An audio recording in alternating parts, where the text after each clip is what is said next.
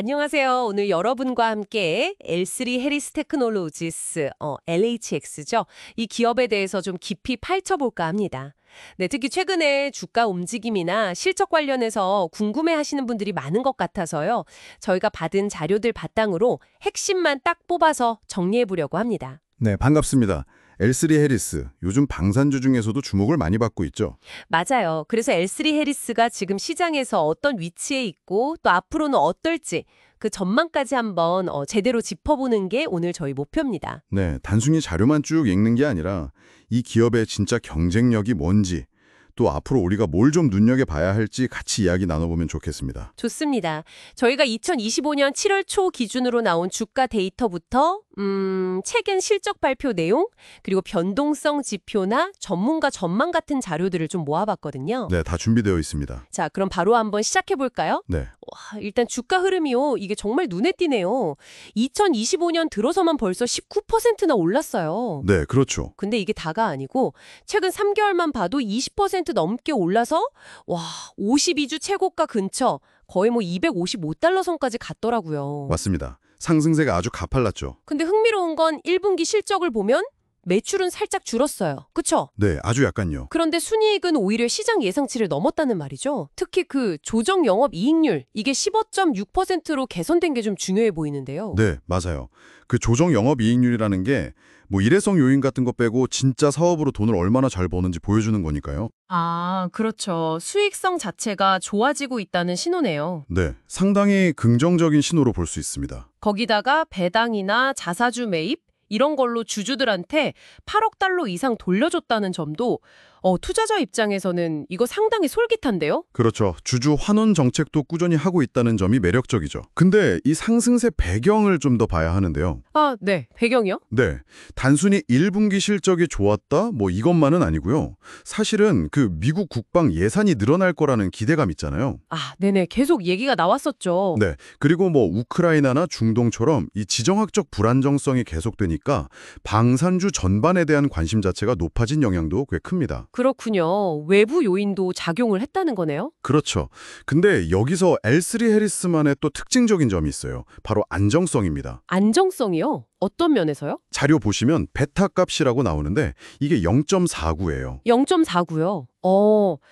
그게 어떤 의미죠? 네, 이게 시장 전체 평균 변동성을 1로 봤을 때 0.49라는 건 그 절반도 안 된다는 뜻이거든요. 와, 절반도 안 돼요? 네, 그러니까 변동성이 굉장히 낮다는 건데 이건 그냥 변동성이 낮다 이걸 넘어서요. 불안정한 시기에는 투자자들이 L3 해리스를 뭐랄까 다른 경쟁사들보다 훨씬 안전한 곳으로 본다는 강력한 신호일 수 있다는 거죠. 아, 안전자산 같은 느낌이군요. 그렇죠. 게다가 24년 연속으로 배당금을 계속 늘려왔다는 건 이런 재무적인 안정성 그리고 또 주주를 중요하게 생각한다는 걸 보여주는 아주 강력한 증거고요. 24년 연속이요? 와, 대단하네요. 네. 그리고 더 나아가서 2026년까지의 목표를 보면 L3 해리스의 야심이 좀 보여요. 2020년 목표요? 네. 매출 230억 달러에 영업마진은 16% 이상 달성하겠다. 이런 목표를 내놨거든요. 와, 230억 달러, 16% 마진 상당히 도전적인데요. 네, 맞습니다. 꽤 도전적인 수치죠. 특히 요즘처럼 경쟁도 심하고 비용 압박도 있는데 이 목표를 달성하려면요. 그냥 수주만 들려선 안 되고 지금 하고 있는 사업부 통합이나 효율화 작업에서 뭔가 확실한 성과를 내야 한다는 의미예요. 아, 그렇군요. 내부적인 노력이 중요하겠네요. 그렇죠. 이 목표 달성 여부가 앞으로 주가에 중요하게 작용할 수 있습니다. 특히 그 방산, 우주, 또 ISR이라고 하죠. 정보, 감시, 정찰 분야, 그리고 전자전 같은 핵심 성장 분야에서 기술력이랑 수주 역량이 정말 중요하고요. 네.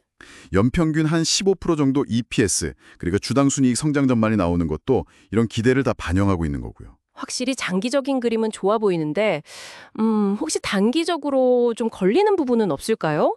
자료를 보니까요. 항공사업부 매각하면서 일시적으로 매출 공백이 생길 수도 있다. 이런 얘기도 있고 네. 또 우주사업 부문 성과가 약간 기대에는 좀 못 미친다. 이런 지적도 있고요. 그리고 아직 공급망 문제도 완전히 해결된 건 아니라고 하던데요. 아, 네. 정확히 보셨습니다. 좋은 지적이세요. 이런 것들이 장기 성장 스토리에 좀 영향을 주진 않을까요? 네, 그런 단기적인 변동성 요인들은 분명히 있습니다. 있고 투자하실 때는 당연히 고려해야 하는 부분이고요.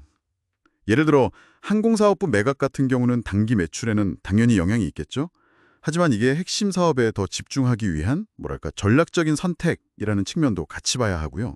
아, 네. 구조조정의 일환으로 볼 수도 있겠군요. 그렇죠. 그리고 우주사업 부진이나 공급망 문제는 사실 L3 해리스만 겪는 어려움은 아니거든요. 업계 전반적으로 좀 있는 문제일 수 있습니다. 그렇군요. 그래서 중요한 건 이런 단기적인 어떤 도전 과제들 너머에 있는 L3 해리스가 원래 가지고 있는 핵심 기술 경쟁력, 그리고 국방, 우주, 사이버, AI 같은 미래 핵심 분야에서의 그 전략적인 위치, 이런 걸 봐야 한다는 거죠. 장기적인 펀더멘털이 중요하다는 말씀이시군요. 네, 맞습니다.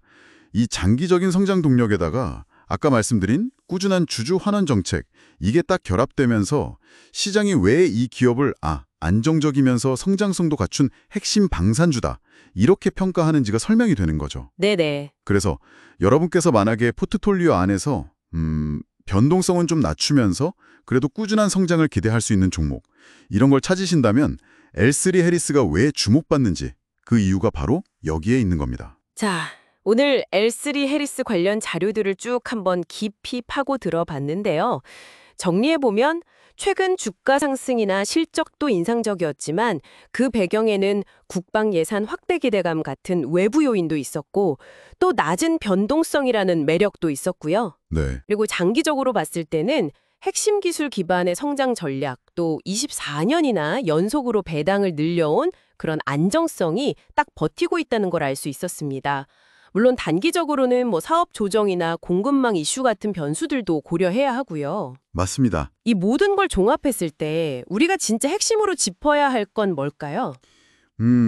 결국 핵심은요, 그런 단기적인 파도 너머에 있는 L3 해리스의 큰 그림, 그러니까 전략적인 방향성에 있다고 봅니다. 전략적 방향성이요? 네. 기술 리더십을 바탕으로 해서 국방하고 우주 분야에 딱 집중하고 또 이걸 탄탄한 재무 건전성 그리고 꾸준한 주주 친화 정책으로 뒷받침하는 것.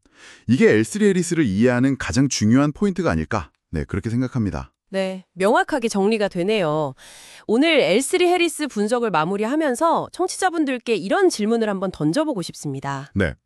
L3 해리스가 지금 집중 투자하고 있는 우주나 사이버 보안, AI 같은 이런 첨단 기술들이요.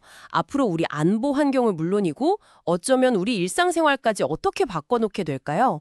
그리고 그 큰 변화 속에서 L3 해리스라는 기업은 과연 어떤 모습으로, 어떤 역할을 하게 될지 각자의 시각으로 한번 상상해 보시는 것도 흥미로운 생각거리가 되지 않을까 싶습니다.